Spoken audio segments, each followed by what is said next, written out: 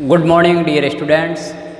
Gayatri school के online platform पर आप सभी का हार्दिक स्वागत है। आज के क्लास में हम डिस्कस करेंगे रिलेशन एंड फंक्शंस को आगे बढ़ाते हुए कुछ स्टैंडर्ड फंक्शंस के बारे में, जिसको लेकर अपन ने लास्ट क्लास में भी डिस्कस किया था। तो लास्ट क्लास में अपन बात कर रहे थे मॉडुलस फंक्शन। पहले उन्हीं को थोड़ा बहुत और डिस्कस करते हैं कि उनकी क्या क्या प्रॉपर्टीज़ होती है, और फिर बाद में अपन सिग्नम फंक्शन के बारे में जानेंगे।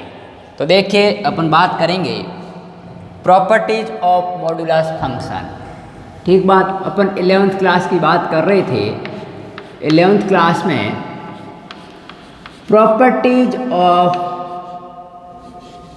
Modulus function. तो आज का अपना टॉपिक क्या रहेगा? जो मापांक फलन है उसके क्या गुणधर्म होते हैं, उसको लेकर बात करेंगे। Properties of modulus function. ठीक बात। तो देखिए क्या क्या प्रॉपर्टीज होती है। पहली बात अपन ने डेफिनेशन ये कही थी कि कोई फंक्शन f ऑफ x है और ये इसका सिंबल है। इसका मान आपके पास में x होगा कब? जब x का मान ग्रेटर देन इक्वल टू 0 होगा, और माइनस x होता है जब x का मान लेस देन 0 होता है। ये अपन ने कल डेफिनेशन देखी थी। ठीक बात। अब अपन आगे देखते हैं कि इनकी क्या क्या प्रॉपर्टीज होती है। इसकी जो पहली प्रॉपर्टीज होती है वो ये कहती है कि square root of X square का मान मॉड ऑफ x के बराबर होगा। ठीक, क्योंकि इसका मान प्लस माइनस x होगा। तो प्लस x कब होगा? जब x का मान 0 या 0 से बड़ा होगा, और माइनस कब होता है? जब x का मान आपके पास में 0 से छोटा हो। सेकेंड प्रॉपर्टी में ये कह सकता हूँ कि square root of cos square x का मान मॉड ऑफ, यदि अपन कॉस x के रूप में लिखें तो इसका मान आपके पास में 2 होता है। कोसाइन ऑफ x पॉजिटिव और cosine of x negative. Positive होता है उसके लिए x का मान 0 से π/2, और जब π/2 से बड़ा लेकिन लेस देन इक्वल टू पाई होता है, तब ये आपके पास में होता है। ये आपने 10th क्लास में पढ़ा है कि कोस की रेंज क्या क्या होती है। जब अपन टेबल में इसकी वैल्यूज देखते हैं तब उसके अंतर्गत कंसीडर करते हैं। अब अपन देखेंगे एक और प्रॉपर्टी, थर्ड। ठीक, मैं कहता हूं यदि स्मॉल a व b पॉजिटिव रियल नंबर हो, धनात्मक वास्तविक संख्या हो, क्या हो? धनात्मक वास्तविक संख्याएं हो, तो अपन क्या क्या प्रॉपर्टीज पढ़ेंगे। थर्ड की पहली प्रॉपर्टी यह है कि एक्स स्क्वायर का मान less than equal to A square होता है। इसका मतलब है कि एक्स स्क्वायर का मान ए स्क्वायर से छोटा होगा या बराबर होगा। इसी को मैं ये लिख सकता हूँ मॉडुलस के अंतर्गत कि जो मॉड ऑफ एक्स है वो less than equal to A होगा। ठीक, तो आपके पास में square root of X square का मान मॉड ऑफ एक्स होता है, तो ये वैल्यू आ जाएगी। और इसी को मैं क्या लिख सकता हूँ, देखिए सुनिए। मॉड ऑफ एक्स का मान क्या होता है? एक बार एक्स होता है जब एक्स का मान ग्रेटर देन इक्वल टू 0 होता है। ठीक, तो एक बार तो होगा X is less than equal to A, और एक बार होता है मॉड ऑफ एक्स का मान माइनस एक्स जब एक्स इज लेस देन 0 होता है। तो ये होगा minus X is less than equal to A. इसी को मैंने 2 टर्म में खोला है, एक इसके अकॉर्डिंग, एक इसके अकॉर्डिंग। ठीक, तो इसके अकॉर्डिंग इसका मतलब यह है कि x का मान लेस देन इक्वल टू ए है, और इसका मतलब है कि माइनस एक्स का मान लेस देन इक्वल टू ए। तो मैं यदि इसको चेंज करता हूँ तो इन इक्वलिटी के अनुसार जब मैं माइनस से दोनों तरफ मल्टीप्लाई करूँगा तो ये हो जाएगा x is greater than equal to minus A. ध्यान रखना, इसको अपन इन इक्वलिटी बोलते हैं, असमीकाय बोलते हैं, जिनका आगे अभी अपन अध्ययन करेंगे 11th क्लास में। लेकिन अभी इतना ध्यान रखो कि जब लेस देन होता है और मैं माइनस से मल्टीप्लाई करता हूँ तो वो ग्रेटर देन में कन्वर्ट हो जाता है। ये जो चिन्ह होता है ये और ये, जब मैं माइनस से गुणा कराऊंगा तो ये लेस देन ग्रेटर देन में कन्वर्ट होता है और ग्रेटर देन लेस देन में। तो इसका मतलब x का मान -a तो बड़ा है और छोटा किससे, a से। इसका मतलब ये वैल्यू आपके पास में क्या करेगी, सेटिस्फाई करेगी कि x का मान ग्रेटर देन इक्वल टू है -a से और less than equal to a से। ठीक, और या फिर अपन इसको ये लिख सकते हैं कि आपके पास में x बिलोंग्स टू -a से लगाकर a तक, -a के बराबर या बड़ा और a से छोटा या। तो मैंने कितने फॉर्म में लिखा है देखिए, इस फॉर्म को मैं इस फॉर्म में भी लिख सकता हूँ, इसमें भी लिख सकता हूँ, इसमें भी लिख सकता हूँ, ये चारों। और इसका मतलब मैंने पहले ही बताया था कि इससे ये ला सकते हैं और इससे ये ला सकते हैं, मतलब दोनों तरफ प्रोसीजर चल रहा है। ठीक, तो ये इसकी फर्स्ट प्रॉपर्टी है। अब अपन देखते हैं इसकी सेकंड प्रॉपर्टी क्या होती है। ठीक, तो अब मेरी बात सुनिए। सेकंड प्रॉपर्टी है कि जब मैं एक्स स्क्वायर का मान greater than equal to a लेता हूं, इसका मतलब क्या होगा कि यहाँ लेस देन था, यहाँ ग्रेटर देन थे। इसका मतलब modulus of x is greater than equal to a। तो मॉड ऑफ x का मान क्या होता है, x। तो x का मान greater than equal to a और एक बार होता है -x, तो ये होगा -x is greater than equal to a। तो मेरे को -x को x में कन्वर्ट करना है, तो दोनों तरफ माइनस से मल्टीप्लाई करूंगा तो ये हो जाएगा प्लस, लेकिन मैंने अभी कहा था साइन चेंज हो जाएगा, तो ये ग्रेटर देन की जगह लेस देन -a। इसका मतलब है कि ये प्रॉपर्टी होल्ड करेगी जब x का मान -a से तो छोटा हो और a से बड़ा हो। इसका मतलब ये है कि x is less than equal to -a and x is greater than equal to a। ठीक, अब मेरी बात सुनो, मैं इसको रियल लाइन पर इसको यदि दर्शाता हूं तो क्या होगा। इसको मैं यदि रियल लाइन पे दर्शाऊंगा, मान लीजिए ये रियल लाइन है, चलो नीचे ही लिख लेते हैं अपन ताकि अपना काम इजी हो जाए। यहाँ ये मान लीजिए रियल लाइन है, इस पर ये -a है, ये a है। तो इसका मतलब तो यह है कि x इज -a के बराबर, मतलब ये पॉइंट साथ में आएगा। मैंने इंटरवल आपको पढ़ाया था, ये क्लोज इंटरवल है और a से छोटा, और इनके बीच की वैल्यूज आपके पास में आ रही है। ठीक, इसका डायग्राम तो ये है। और इसका देखें तो ये आपके पास में कुछ इस प्रकार है, ये -a और ये a। अब x है वो less than equal to -a के बराबर या छोटा, मतलब ये पॉइंट है, इससे ये इधर का मसाला है आपके पास -∞ तक, और बड़ा होगा a के बराबर या बड़ा, तो ये a के बराबर या फिर इससे बड़ा। तो इसके अंतर्गत तो ये 20 वाला रीजन आ रहा है रियल लाइन पर, ये आपके पास है, मान लीजिए 0 है, ये 0, और इसके अंतर्गत a के इस साइड का और -a के इस साइड का, मतलब ये 20 वाला रीजन नहीं आएगा, इसके इधर का आएगा, इसके इधर का आएगा। और इसको चाहो तो आप ऐसे भी लिख सकते हो और करके, x बिलोंग्स टू -∞ से -a यूनियन a से इन्फिनिटी। ठीक है, ये ओपन इंटरवल आएगा क्योंकि ये साथ में नहीं है। तो ये है इसकी प्रॉपर्टी। अब अपन आगे और देखते हैं कि और क्या प्रॉपर्टीज हो सकती है। तो पहले एक बार इनको नोट डाउन कीजिए, फिर अपन आगे बढ़ते हैं। ठीक, तो देखिए मैं इसको थोड़ा साफ कर देता हूं। ये रियल लाइन पर आप ड्रॉ कर देना, ठीक है ना। थर्ड प्रॉपर्टी मैं दिखाता हूं कि जब इक्वल साथ में नहीं हो, सिर्फ और सिर्फ x square is less then a square हो, तब आपके पास में क्या होगा कि मॉड ऑफ x है वो लेस देन होगा। तो यही कंडीशन आएगी, लेकिन साथ में इक्वल नहीं आएगा। तो मैं ये कह सकता हूँ कि x है वो -a से बड़ा होगा और a से छोटा होगा। तो मैं ये कह सकता हूँ कि x बिलोंग्स टू -a से a, मतलब इसमें -a और a साथ में नहीं है, इसके बीच की संख्या है। ठीक, और फोर्थ प्रॉपर्टी अपन ये कह सकते हैं कि जब x स्क्वायर का मान a स्क्वायर से बड़ा हो, तब अपन कह सकते हैं कि मॉड ऑफ x का मान a से बड़ा होगा, इम्प्लाइज दैट कि x होगा वो लेस देन होगा -a से, एंड x है वो a से बड़ा होगा। ठीक, तो इसको अपन क्या लिख सकते हैं, और x बिलोंग्स टू -∞ से -a यूनियन ए से इन्फिनिटी। अब इसके अंदर ओपन इंटरवल आएगा, मतलब ये पॉइंट साथ में नहीं है।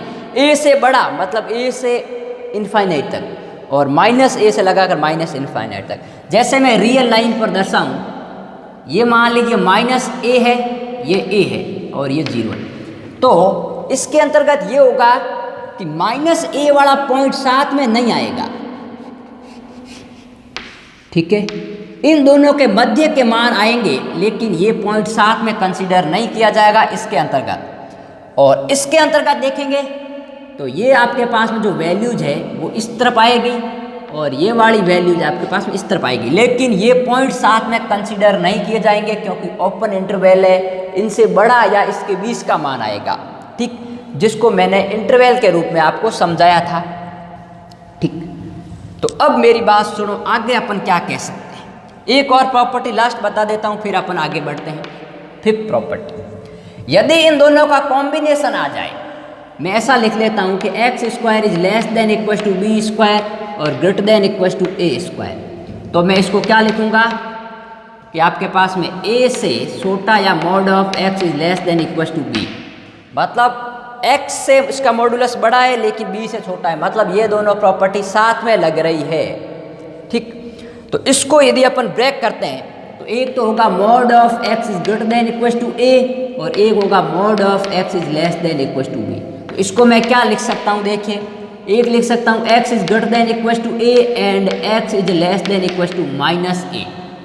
कौन सा है ये, x is greater than equal to a और x is less than equal to minus a, और ये आपके पास में ये है, तो मैं लिख सकता हूँ कि x is greater than equal to minus a and x is less than equal to a। ठीक, सॉरी b, यहाँ पर अपन यूज कर रहे हैं b, राइट। तो अब मैं क्या लिख सकता हूँ, एक तो फॉर्म इसकी ये हो गई। यदि मैं इसको इंटरवल फॉर्म में लिखूँ तो x बिलोंग्स टू इक्वल साथ में है, तो ये कह रहा है कि माइनस बी से तो बड़ा है लेकिन छोटा किससे है, माइनस ए से।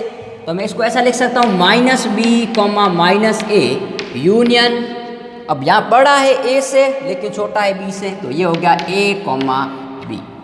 तो ये है आपके पास में इनकी प्रॉपर्टीज।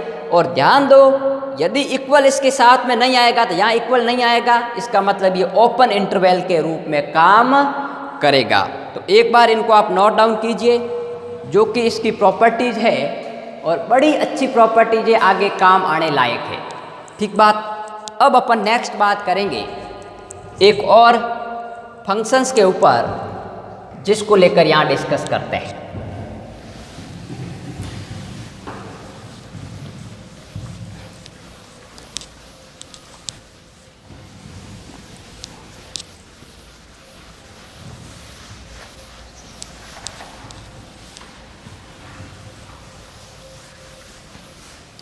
बस डेफिनेशन याद रखोगे तभी प्रॉपर्टी समझ में आएगी, वरना नहीं आएगी।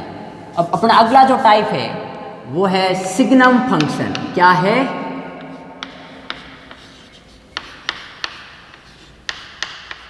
Signum function.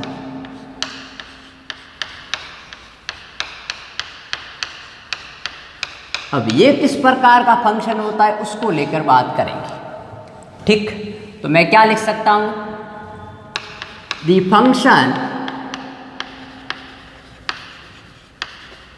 f of x defined by, एक फलन f of x जो कि निम्न प्रकार परिभाषित है, the function f of x defined by,